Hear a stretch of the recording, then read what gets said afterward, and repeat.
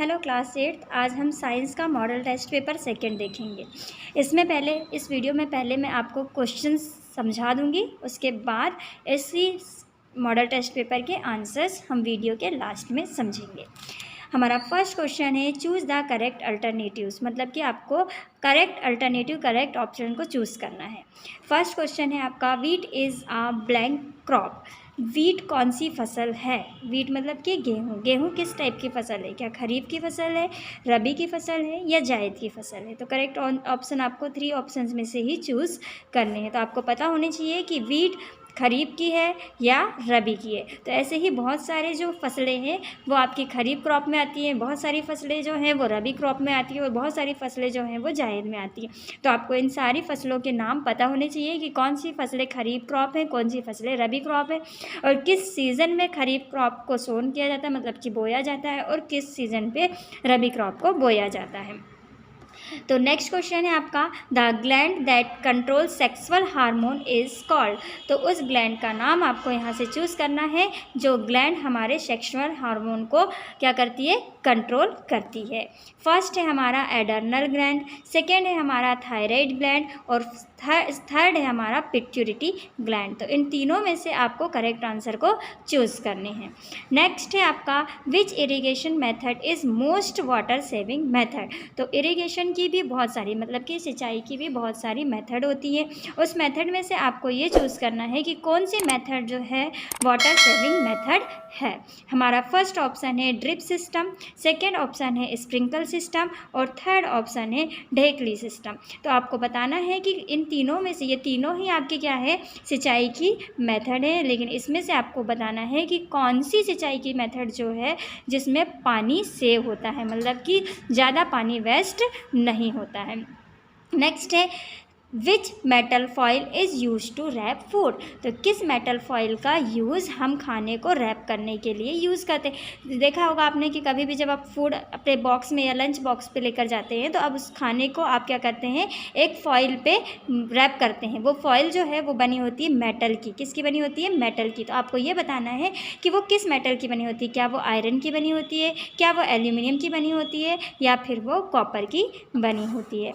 Next question है man made fibre is. देखिए fibre two types के होते हैं, पहला होता है मैन मेड और दूसरा होता है नेचुरल फाइबर। तो नेचुरल फाइबर वो होते हैं जो आपको नेचर से मिलते हैं, मतलब प्लांट से मिलते हैं, और मैन मेड फाइबर्स वो होते हैं जिसे मैन बनाता है किसी केमिकल रिएक्शन के थ्रू।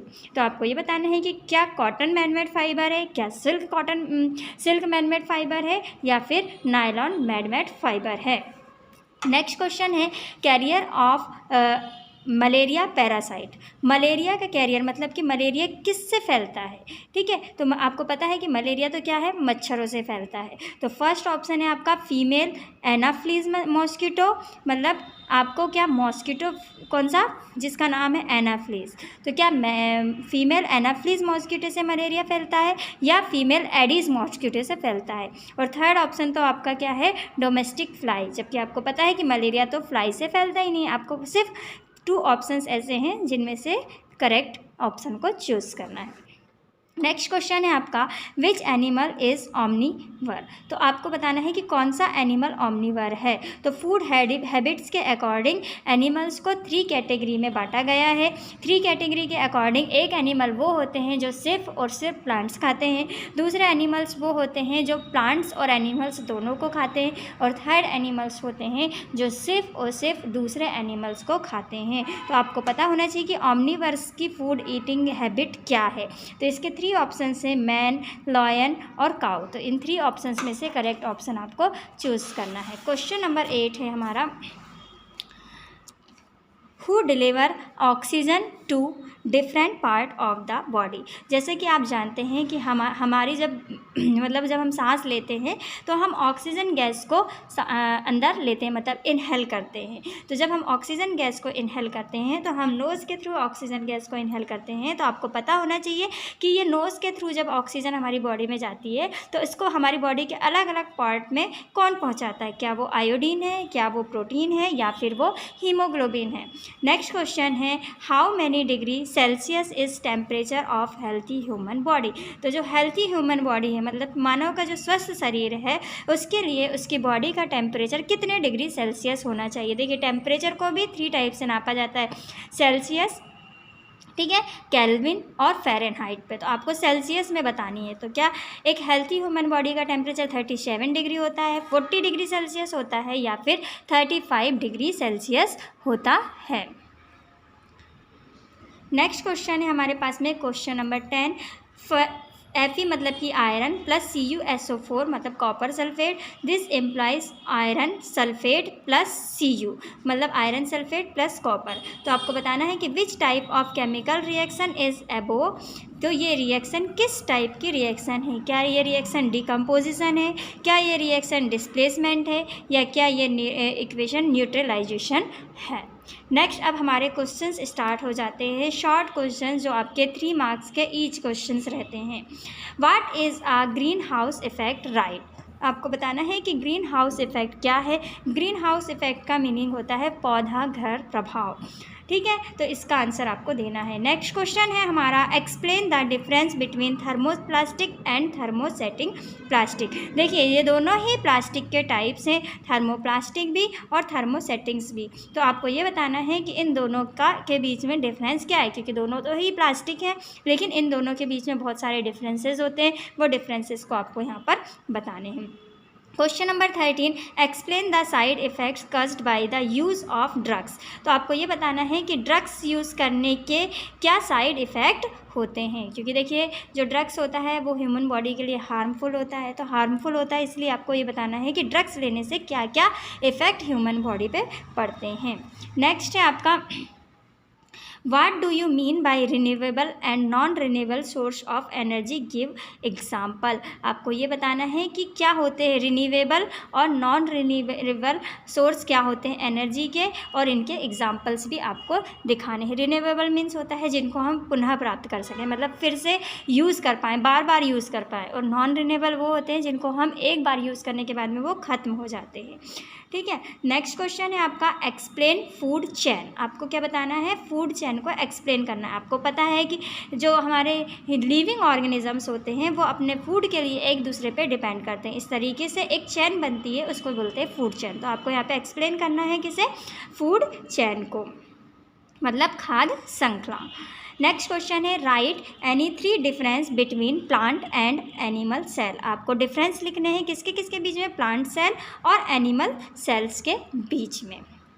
नेक्स्ट क्वेश्चन है make a nominated picture of the human eye and write the names of its major parts।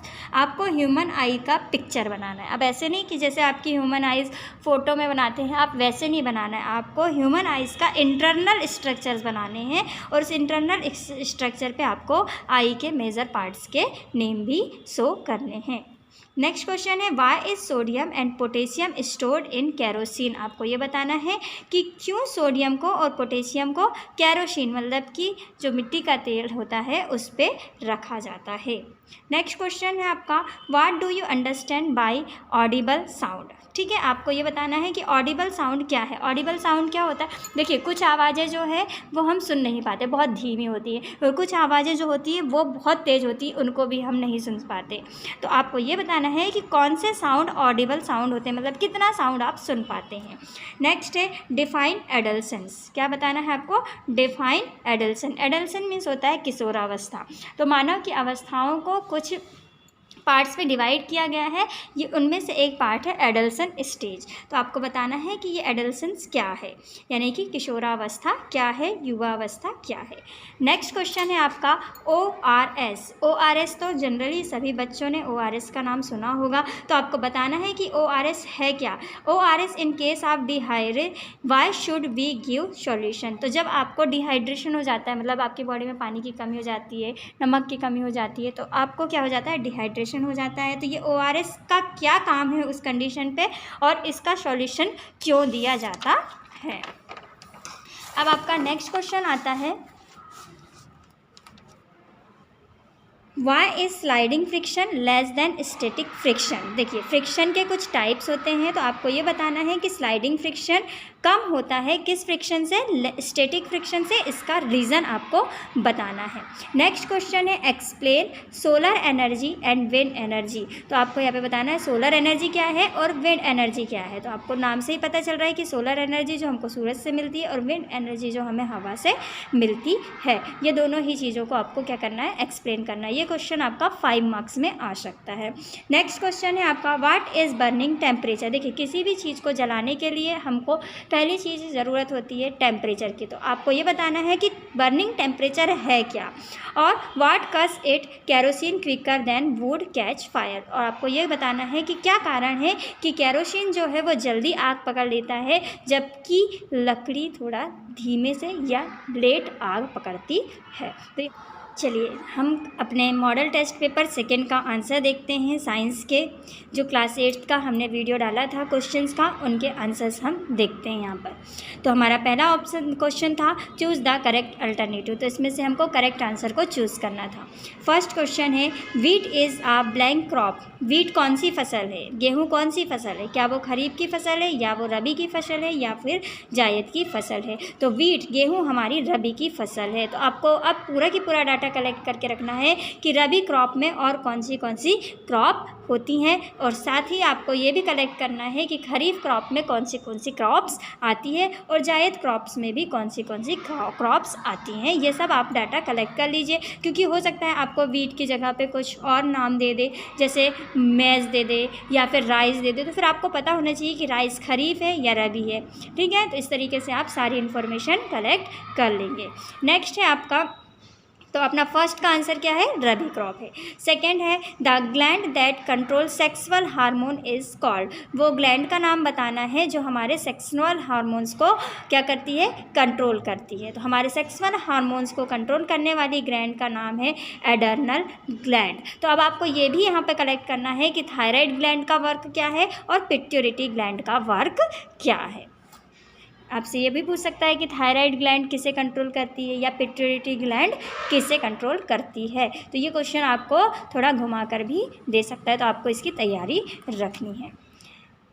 Next है आपका which irrigation method is most water saving method. तो आपको बताना है कि कौन सी सिंचाई की कौन सी जो मेथड है जिसमें पानी बर्बाद नहीं होता है, वेस्ट नहीं होता है, वो है आपकी ड्रिप सिस्टम मेथड। ये सिंचाई की सबसे अच्छी मेथड है जिसमें पानी सीधे पौधे की जड़ पे पहुंचता है और पानी क्या है, बर्बाद नहीं होता है। नेक्स्ट है आपका which metal foil is use to wrap food. तो किस मेटल फॉइल पे आप अपना फूड रैप करते हैं, तो वो है आपकी एल्यूमिनियम फॉइल। जिसमें आप रोटी वगैरह रैप करके लेकर जाते हैं, पराठे रैप करके लेकर जाते हैं, तो वो फॉइल किसकी बनी होती है, वो बनी होती है एल्यूमिनियम की। नेक्स्ट है आपका man made fibre is. Man made fibre कौन सा है, देखिए कॉटन आपको पेड़ों से मिलता है, सिल्क आपको एनिमल्स मिलता है, और नायलॉन जो है वो एक क्या है, मैन मेड फाइबर है। तो इसका आंसर क्या आ जाएगा, मैन मेड फाइबर। तो इस तरीके से आप और भी इन्फॉर्मेशन कलेक्ट कर लीजिए कि मैन मेड फाइबर्स क्या हैं, ठीक है, और नेचुरल फाइबर्स क्या हैं, उनके एग्जाम्पल्स आप साथ में कलेक्ट कर लीजिएगा। नेक्स्ट है आपका carrier of malaria parasite. Malaria parasite का कैरियर क्या है, कौन सा मच्छर हमें मलेरिया फैलाता है, तो ये है आपका फीमेल एनाफ्लीज मॉस्किटो। तो अब आपको पता होना चाहिए कि फीमेल एनाफ्लीज मॉस्किटो किसका कैरियर है, मच्छर काटने से हम होता है मलेरिया, और दूसरा है फीमेल एडिस मॉस्किटो। तो अब आप इसमें इंफॉर्मेशन कलेक्ट करिए कि एडिस मॉस्किटो के काटने से क्या होता है और मक्खियों के काटने से क्या बीमारी होती है। नेक्स्ट है आपका विच एनिमल इज़ ऑमनीवर। आपको बताना है कि मैन, लॉयन और काऊ में से ऑमनीवर एनिमल क्या है। तो देखिए आपको पता है कि काऊ क्या खाती है, सिर्फ प्लांट खाती है, तो ये कौन हो गई, हर्बेविरस एनिमल्स। ठीक है, लॉयन क्या खाता है, लॉयन फ्लैश खाता है, तो ये क्या हो गया आपका कार्निवरस। और मैन जो है वो क्या करता है, प्लांट्स ईटिंग भी है और क्या है आपका फ्लैश ईटिंग भी है, तो आपका क्या जाएगा, एनिमल। ठीक है, ये सॉरी मैन। नेक्स्ट है आपका who deliver oxygen to different part of the haemoglobin. हमारी बॉडी के अंदर एक who deliver oxygen to different part of the body. कौन बॉडी के डिफरेंट पार्ट पे ऑक्सीजन को डिलीवर करता है, तो इसका नाम है हीमोग्लोबिन। ठीक है, हीमोग्लोबिन ही ऐसा है जो क्या करता है, हमारी बॉडी के अलग अलग पार्ट पे क्या करता है, सारी बॉडी में हमारी ऑक्सीजन को डिस्ट्रीब्यूट करता है या पहुंचाता है। हीमोग्लोबिन क्या है, ये एक ब्लड में पाया जाने वाला रेड कलर का पिगमेंट है जो ब्लड को रेड कलर देता है। How many degree Celsius is temperature of the healthy people. तो हेल्थी पीपल की या हेल्थी पर्सन की या हेल्थी ह्यूमन बॉडी का टेम्परेचर नॉर्मल कितना होता है सेल्सियस पे, 37 डिग्री सेल्सियस। ठीक है, तो याद रखेंगे आप इसे। नेक्स्ट है iron plus copper sulphate, this implies iron sulphate plus Cu। तो आप देख सकते हैं कि यहाँ पे आयरन किसकी जगह पे आ गया है, कॉपर की जगह पे। किसका डिस्प्लेसमेंट हो गया, कॉपर का डिस्प्लेसमेंट। आयरन सल्फेट के साथ में जोड़ के आयरन सल्फेट बना लिया और कॉपर को क्या कर दिया, अलग कर दिया। तो आपको ये बताना है कि ये जो केमिकल रिएक्शन है इसे हम बोलते हैं केमिकल रिएक्शन। तो ये जो केमिकल रिएक्शन है इसका नाम क्या है, तो इसका नाम है डिस्प्लेसमेंट रिएक्शन। कौन सी रिएक्शन है ये, डिस्प्लेसमेंट, क्योंकि यहाँ पे किसका, कॉपर का डिस्प्लेसमेंट हो रहा है। नेक्स्ट है आपका अब स्टार्ट हो जा रहे हैं 3 मार्क्स वाले question. What is green house effect. Right, आपको बताना है कि ग्रीन हाउस इफेक्ट क्या है, मतलब कि पौधा घर प्रभाव क्या है। तो इसका आंसर है, देखेंगे, the phenomena of warming of the atmosphere due to light absorb by carbon dioxide is called green house effect और प्लांट हाउस इफेक्ट। तो वो जो घटना, किसकी घटना, वार्मिंग ऑफ द एटमॉस्फेयर, हमारा जो एटमॉस्फेयर, हमारा जो वातावरण है उसके गर्म होने की घटना, ड्यू टू लाइट को एब्जॉर्ब करना, मतलब कि अंदर ले लेना, बाई कार्बन डाइऑक्साइड। देखिए कार्बन डाइऑक्साइड के बढ़ने से क्या होती है, हीट बढ़ जाती है, गर्मी बढ़ जाती है, और इसी को बोलते हैं is called green house effect. देखिए पृथ्वी के गर्म हो जाने से, हीट बढ़ जाने से, कार्बन डाइऑक्साइड की मात्रा बढ़ जाने से हमारी अर्थ क्या हो जाती है, गर्म हो जाती है, और इसी को बोलते हैं ग्रीन हाउस इफेक्ट या फिर प्लांट हाउस इफेक्ट, मतलब कि पौधा घर प्रभाव। नेक्स्ट क्वेश्चन था हमारा, explain the difference between thermoplastic and thermosetting plastic. देखिए प्लास्टिक्स के बहुत टाइप्स होते हैं, तो उसमें से आपको 2 टाइप्स के प्लास्टिक, पहला थर्मोप्लास्टिक और दूसरा थर्मोसेटिंग प्लास्टिक्स के बीच में क्या बताने हैं, डिफरेंस बताने हैं। तो चलिए हम देखते हैं कि थर्मोप्लास्टिक्स के और थर्मोसेटिंग प्लास्टिक के बीच में डिफरेंस क्या होते हैं। तो थर्मोस्टेटिक प्लास्टिक और थर्मोसेटिंग प्लास्टिक क्या होती है। These are plastic that easily deform when heat and are easily twisted. तो ये थर्मोस्टेटिक प्लास्टिक वो होते हैं जिनको एक बार यदि आप यूज़ किया है और उसको क्या कर दें, डिफॉर्म कर दें, मतलब उसको पिघला दें या हीट दे दें, तो आप उसको फिर से यूज़ कर सकते हैं। जैसे कि पॉलीथीन, जनरली जो आपके कैरी बैग होते हैं, जो आपकी बॉटल्स वगैरह होती हैं, ये थर्मोस्टेटिक प्लास्टिक्स होती हैं। और नेक्स्ट होते हैं आपके थर्मोसेटिंग प्लास्टिक। थर्मोसेटिंग प्लास्टिक्स वो होते हैं जिनको आप फिर से हीट दे के या गर्म करके उसका फॉर्म चेंज नहीं कर सकते हैं। They are plastic that are moulded once and can be heated course. तो यदि आप इसको गर्म भी करते हैं तो इसको आप पिघला नहीं पाते हैं। ठीक है, ये होते हैं आपके थर्मोसेटिंग प्लास्टिक। इसका एग्जांपल है, जैसे आपके जो घर में कुकर के हैंडल पे जो प्लास्टिक लगा होता है वो प्लास्टिक होता है थर्मोसेटिंग प्लास्टिक का एग्जांपल।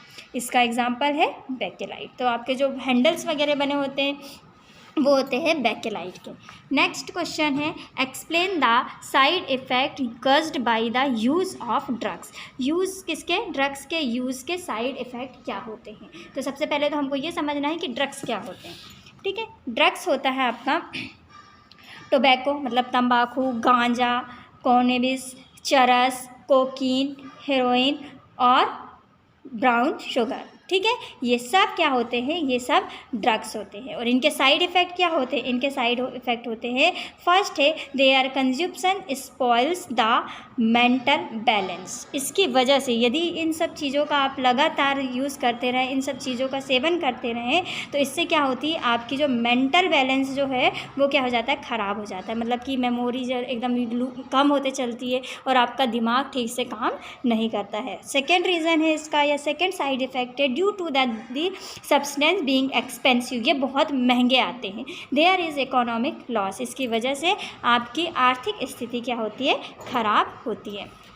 नेक्स्ट क्वेश्चन है हमारा, right any What do you mean by renewable and non-renewable sources of energy? Give examples. आपको renewable और non-renewable sources के examples देने हैं और उन्हें समझाना है। तो देखते हैं कि renewable क्या होते हैं और non-renewable क्या होते हैं। Renewable sources that can be used repeatedly and does not run out because it is naturally replaced. तो रिन्यूएबल सोर्सेज वो होते हैं जिनका हम लगातार यूज़ कर सकते हैं और ये क्या होते हैं, ख़त्म नहीं होते। और इसका इसलिए नहीं ख़त्म होते हैं क्योंकि ये नेचुरली होते हैं और ये अपने आप रिप्लेस होते चलते हैं। जैसे कि सन का लाइट कभी ख़त्म नहीं होता है, वाटर, फॉरेस्ट, ये क्या हो जाते हैं, फिर से वापस मिल जाते हैं अपने को। तो ये रिन्यूएबल सोर्सेज होते हैं। और नॉन रिन्यूएबल्स वो होते हैं जिनका हम रेपिटेडली यूज़ नहीं कर सकते हैं और जो कुछ ज़्यादा यूज़ करने से ये क्या हो जाते हैं, ख़त्म हो जाते हैं। और ये फाइनाइट होते हैं, मतलब कि सीमित मात्रा में। ये जैसे कि इनके एग्जाम्पल हैं LPG, कोल, ETC, और भी हैं पेट्रोल, डीजल, ये सब आपके नॉन रिन्यूएबल सोर्सेज हैं। नेक्स्ट क्वेश्चन है हमारा, explain food chain. Food chain क्या होती है? तो मैंने आपको बताया था कि फूड चेन क्या होती है। हर एक लिविंग ऑर्गेनिजम्स अपने फूड के लिए दूसरे लिविंग ऑर्गेनिजम्स पे डिपेंड करता है, तो यही है फूड चेन। तो देखते हैं फूड चेन की डेफिनेशन क्या है। The transfer path of food items in the ecosystem is called food chain। मतलब कि फूड का ट्रांसफॉर्मेशन, मतलब कि एक जैसे कि ग्रास है, ग्रास को किसने खाया, गोट ने खाया, तो ग्रास से किस पे एनर्जी चले गई, गोट पे, फिर गोट को किसने खा लिया, लॉयन पे। तो इस तरीके से गोट अपने फूड के लिए ग्रास पे डिपेंड किया और लॉयन ने अपने फूड के लिए गोट पे डिपेंड किया। क्या लॉयन ग्रास खा सकता है? नहीं। इसलिए ये एक साइकिल चला और ये एक चैन बन गई, यही चैन कहलाती है food chain. Next question number 16, right any 3 difference between plant and animal cells. आपको प्लांट और एनिमल सेल्स के बीच में डिफरेंस बताना है। तो हमारा फर्स्ट डिफरेंस है प्लांट्स एंड एनिमल सेल पे। देखिए यहाँ पे मैंने लिखा है प्लांट सेल और इधर लिखा है मैंने एनिमल सेल। तो फर्स्ट है कि green leaves are found in it. तो प्लांट सेल पे क्या होती है, ग्रीन लीव्स फाइंड होती है और एनिमल सेल पे लीव्स तो होती नहीं है। आपको नाम से पता चल रहा है कि एनिमल सेल क्या है। सेकेंड है the cell wall goes into it. इसमें एक सेल वॉल होती है और इस पे सेल वॉल नहीं होती। तो आपके 3 मार्क्स के लिए ये 2 डिफरेंस आपके सफिशिएंट हैं। क्वेश्चन नंबर 17 है हमारे पास में। क्या क्वेश्चन है? क्वेश्चन नंबर 17 में आपको पूछ रहा है कि make a nominant picture of human eye and write the names of its major part. आपको आई का, ह्यूमन आई का पिक्चर बनाना है और उसके नेम्स भी आपको शो करने हैं कि ह्यूमन आइज़ में क्या क्या पार्ट्स होते हैं। तो सीधी देखिए, आपने ह्यूमन आइज़ को तो देखा ही हुआ है क्योंकि सबके पास में तो आइज़ है ही। तो ह्यूमन आइज़ का हमको पिक्चर देखना है। तो ह्यूमन आइज़ में क्या क्या पार्ट्स होते हैं, चलिए आप यहाँ देखिए। ये देखिए, ये ह्यूमन आइज़ का पिक्चर है। तो आपको ऐसे ह्यूमन आई का पिक्चर बनाना है। यहाँ पे होता है लेंस। क्या होता है? यहाँ पे होता है लेंस। आपका यहाँ पे कॉर्निया होता है, यहाँ पे पिपिल होता है, यहाँ पे आइरिस होता है, स्केलर होता है, रेटिना होता है। तो जो हमारी आइज़ होती है ना, आइज़ कैसे वर्क करती है, आइज़ में हमारे लाइट आता है, ठीक है, लाइट हमारे लेंस से टकराता है और जो ऑब्जेक्ट को हम देख रहे हैं वो ऑब्जेक्ट की इमेज कहाँ बनती है, रेटिना पे बनती है। तो इस तरीके से आप इस आई के पिक्चर की प्रैक्टिस कर लेंगे और इसके कुछ खास नेम आप याद रख लेंगे, जैसे लेंस, प्यूपिल, आइरिस, रेटिना, ठीक है। और इस तरीके से इसको आप लेबर डायग्राम इसका बना सकते हैं, ठीक है। नेक्स्ट क्वेश्चन है हमारे पास में, why is sodium and potassium stored in kerosene. तो आपको बोल रहा है कि ये जो सोडियम है और पोटेशियम है ये दोनों ही क्या है, मेटल्स हैं। तो सोडियम और पोटेशियम दोनों ही मेटल्स को किस पे रखा जाता है, केरोसिन पे रखा जाता है। क्यों रखा जाता है? इसका कारण ये है कि सोडियम और पोटेशियम जो है वो दोनों ही बहुत ही ज़्यादा रिएक्टिव मेटल्स हैं। कैसे मेटल्स हैं? रिएक्टिव मेटल है, मतलब इनको खुला नहीं छोड़ सकते हैं।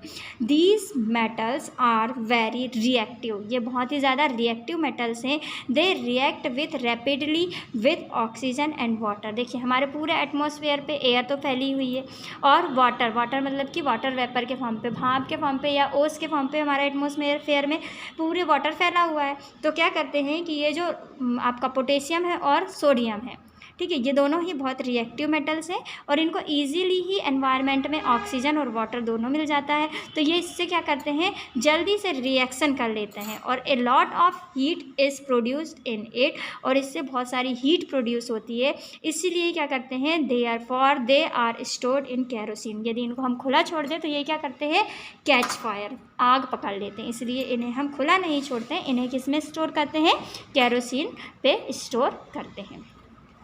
चलिए नेक्स्ट क्वेश्चन है हमारा, What do you understand by audible sound? Audible sound मतलब कि ऐसा साउंड जिसको आप सुन पाते हैं। तो क्या है ऑडिबल साउंड? देखिए, audible sound from 20 hertz to 20,000 hertz. Hertz क्या है, ये साउंड की यूनिट है। तो 20 हर्ट्ज से 20,000 हर्ट्ज तक का जो साउंड है वो क्या होता है, ऑडिबल साउंड होता है। ठीक है, same is called Audible sound. A person can hear the sound of this frequency. और हम जो साउंड को सुनते हैं वो किसके फॉर्म पे सुनते हैं, फ्रिक्वेंसी के फॉर्म पे। तो 20 से 20,000 तक का ही साउंड हम सुन पाते हैं।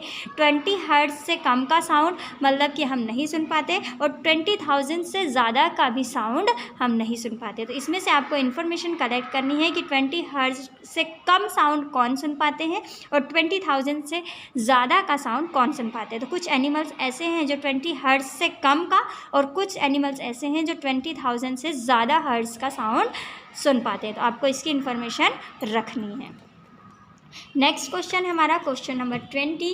ये है आपका डिफाइन एडोलसेंस। क्या समझाना है आपको कि एडोलसेंस क्या है? मतलब कि मैंने बताया आपको कि एडोलसेंस है एक कौन सी, युवा अवस्था। ठीक है, युवा अवस्था क्या होती है? तो देखिएगा, ये है the period of life time when such change occur in the body. वो लाइफ का वो समय जब हमारी बॉडी पे कुछ चेंजेस आते हैं। That result in reproductive maturity, मतलब हमारे अंदर क्या हो जाती है, रिप्रोडक्टिव मैच्योरिटी आती है, जिससे हम क्या कर सकते हैं, प्रजनन की क्षमता बढ़ जाती है या प्रजनन की क्षमता आ जाती है, और हमारी बॉडी में भी बहुत सारे चेंजेस आते हैं। Is called adolescence. तो इसको बोलते हैं एडोलसेंस। ठीक है, बॉडी में क्या होते हैं, आपके बॉयज़ की बॉडी में अलग चेंजेस आते हैं और गर्ल्स की बॉडी पे अलग चेंजेस आते हैं। ठीक है, तो उस चेंजेस को हम क्या कर सकते हैं, खुद ही चेक कर सकते हैं या खुद ही फील कर सकते हैं। ठीक है, तो यही जब चेंजेस आने लगते हैं तो आप समझ जाइए कि वो एज कौन सी एज है, एडोलसेंस एज होती है। ठीक है, अभी यहाँ पर आपके क्या होते हैं, 3 मार्क्स वाले क्वेश्चंस ख़त्म हो जाते हैं और इधर से शुरू होते हैं आपके 5 मार्क्स वाले क्वेश्चन। तो अपना 5 मार्क्स में पहला क्वेश्चन रहेगा ORS in case of dehydrate. तो जो मैंने बताया था ना कि क्या होता है, कभी कभी या तो लूज़ मोशन हो जाए या फिर कभी कभी क्या होता है, लूज़ मोशन के साथ साथ कभी कभी वॉमिटिंग होने लगती है। तो ऐसी कंडीशन पे क्या होता है, हमारी बॉडी पे न्यूट्रिशंस की कमी आ जाती है। ठीक है, तो उस न्यूट्रिशंस की कमी के कारण जो होता है, पानी की कमी के कारण से हमारी बॉडी क्या हो जाती है, एकदम लूज़ हो जाती है। तो उसमें हम क्या करते हैं, आपने एक जनरल ही वर्ड सुना है ORS। तो हम क्या करते हैं, उसमें ORS का सॉल्यूशन या ORS का घोल बना के पीते हैं। तो आपको ये बताना है कि ये ORS है क्या और ऐसी कंडीशंस पे या कब हम ORS का यूज़ करते हैं। ठीक है, तो ORS का यूज़ हम कब करते हैं और इसका इसमें क्या क्या चीज़ें होती है, तो आपको मैं जनरली बता दूं कि ORS में होता है सॉल्ट, ठीक है, शुगर और वाटर। ORS में सॉल्ट होता है, शुगर होता है और वाटर, ये 3 चीज़ें आपकी मिली होती हैं ORS पे, और जिसको पीने से क्या होता है, हमारी बॉडी में नमक, पानी और शुगर की मात्रा जो है वो कंट्रोल हो जाती है। तो इस तरीके से ORS का घोल पीने से हमारी डिहाइड्रेशन की प्रॉब्लम जो है वो ख़त्म हो जाती है।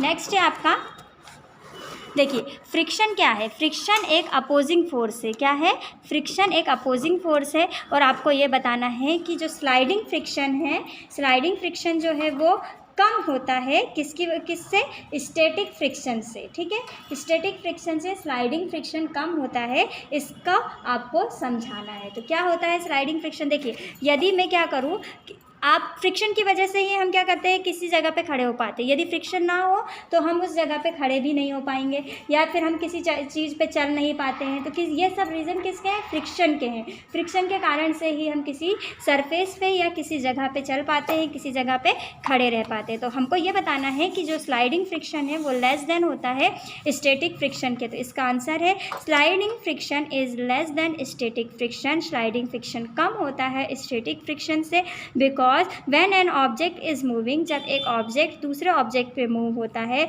इट्स सरफेस, तो उनकी जो सरफेस है वो एक दूसरे के कांटेक्ट में आती है। यदि मैं इस पेन को इस बुक के ऊपर रखूँ तो देखेंगे आप कि ये पेन जो है ये बुक की सरफेस के कांटेक्ट में आ रहा है। तो फ्रिक्शन पे क्या होता है, दो ऑब्जेक्ट एक दूसरे के कांटेक्ट में आते हैं, तो the contact point do not get the time to sink into the ground floor contact points. तो इनके दोनों के बीच में, चाहे वो ग्राउंड हो, फ्लोर हो या कोई भी जगह हो, वहाँ पे इनके कॉन्टैक्ट पॉइंट मिलते हैं।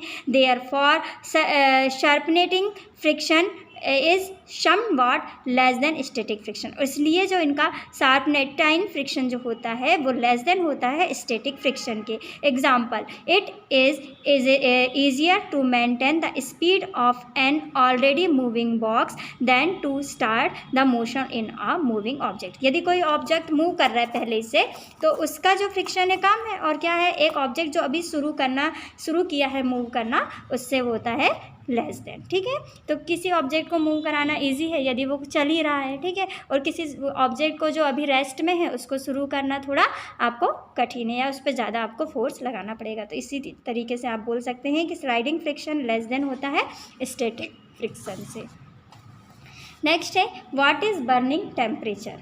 क्या है बर्निंग टेम्परेचर, क्या है, और एक क्वेश्चन है ये अपना question number 23, solar energy and wind energy. Solar energy को समझाना है और किसको समझाना है, विंड एनर्जी को। तो सोलर एनर्जी क्या होती है, जो हमें सनलाइट से मिलती है। किससे मिलती है, सनलाइट से। और विंड एनर्जी जो है वो हमें किससे मिलती है, हवा से मिलती है। चलिए देखते हैं सोलर एनर्जी क्या है। Solar energy is a type of energy generated by the sun. जो एनर्जी किससे मिलती है, जनरेट होती है सन से, तो वो है सोलर एनर्जी। सोलर एनर्जी का यूज़ हम क्या करते हैं, आजकल तो सोलर एनर्जी के बड़े बड़े प्लांट्स लगे होते हैं, जिसमें सोलर सेल सिस्टम या सोलर सेल का एक प्लेट ऐसी लगी हुई होती है, जिसमें क्या होता है, सनलाइट आता है, वो सनलाइट को एब्जॉर्ब करती है और उस एनर्जी से कन्वर्ट होती है क्या, इलेक्ट्रिसिटी के फॉर्म पे उस एनर्जी को कन्वर्ट किया जाता है, मतलब इलेक्ट्रिसिटी जनरेट की जाती है। नेक्स्ट है अपना विंड एनर्जी। तो विंड से मिलने वाली एनर्जी विंड एनर्जी। तो विंड पावर और wind energy describe the process by which the wind is used to generate mechanical power और इलेक्ट्रिसिटी। इस तरीके से जो हवा है, हवा को हम एनर्जी के फॉर्म पे यूज़ करते हैं, और इस प्रोसेस में हम क्या करते हैं, मैकेनिकल पावर और इलेक्ट्रिसिटी को जनरेट करते हैं। तो ये हमारी होती है solar energy.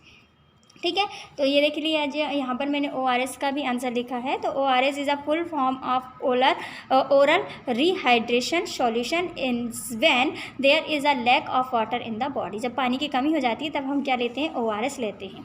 Bringing the electrolyte to a normal level during dehydrate. हम नॉर्मल लेवल पे लेकर आते हैं अपनी बॉडी को, पानी की कमी को दूर करते। There is a lack of water in the body due to dehydrate the vomiting, hence the ORS is given. और जब जैसे कि आपके बॉडी में पानी की कमी हो जाती है, किसके कारण, वोमिटिंग के कारण या लूज मोशन के कारण, तो अब हम क्या लेते हैं, ORS का सॉल्यूशन लेते हैं। अब हमारा इस मॉडल टेस्ट पेपर का लास्ट क्वेश्चन आता है, what is burning temperature, what causes it kerosene quicker than wood catch fire. तो क्या बोल रहा है आपको कि जो बर्निंग टेम्परेचर है, बर्निंग टेम्परेचर क्या है, ठीक है, और क्यों जो है कैरोसिन जल्दी आग पकड़ता है लकड़ी की कंपैरिजन पे। तो the minimum temperature at which a substance start burning is called its combustible temperature. तो वो कम टेम्परेचर, मतलब जिस टेम्परेचर पे कोई भी सब्सटेंस जलना शुरू कर दे उसी को बोलते हैं कम्बिस्टेबल टेम्परेचर। और the melting point of wood is higher than kerosene. और क्या रीज़न है कि जो कैरोसिन है जल्दी आग पकड़ लेता है लेकिन लकड़ी लेट, ठीक है, तो इसका कारण ये है कि जो मेल्टिंग पॉइंट होता है वुड का, मतलब लकड़ी का, वो ज़्यादा होता है, किसके कंपैरिजन पे, कैरोसिन की। इसीलिए so kerosene catch fire more quickly than wood. और यही रीज़न है कि कैरोसिन जो है वो जल्दी आग पकड़ता है, किसके कंपेयर पे, वुड के, मतलब कि लकड़ी के। तो यहाँ पे हमारे पूरे 24 क्वेश्चंस एंड होते हैं। इसके बाद हम अपने नेक्स्ट मॉडल टेस्ट पेपर डालेंगे। तो इन टेस्ट पेपर्स की आप क्या कर लेंगे, प्रैक्टिस कर लेंगे। Thank you.